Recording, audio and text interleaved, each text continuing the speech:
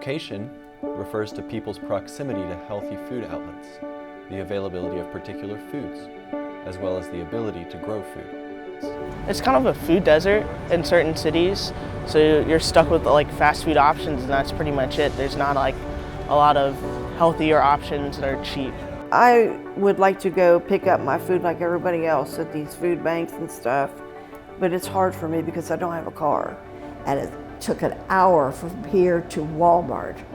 I mean, I just can't do that. My access to a vehicle has definitely impacts what kind of access I have to food. Location matters. Where we live affects the way we access food. If we live in a city, chances are we'll have access to more services than if we live in the country. But even in a city, neighborhoods generally have different food options based on where you live, your income, and perhaps your cultural or ethnic background. There are plenty of places in West Virginia that would be categorized as food deserts, or areas of low food access. What we try to look at in our food access maps is not just the quantity of food available, but also the quality of that food.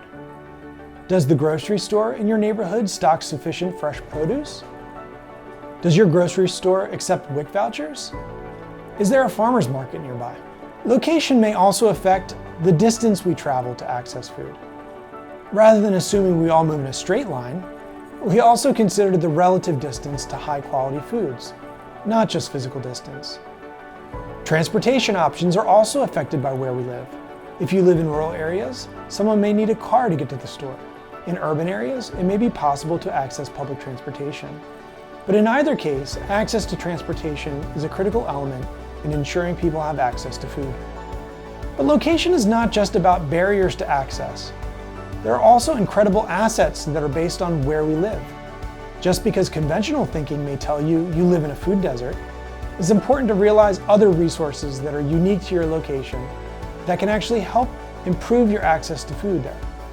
So if there's a rich culture and abundant resources related to hunting, fishing, agriculture, or other forms of self-provisioning, it's really important to highlight the assets and positive aspects of location, rather than only thinking of it as a barrier.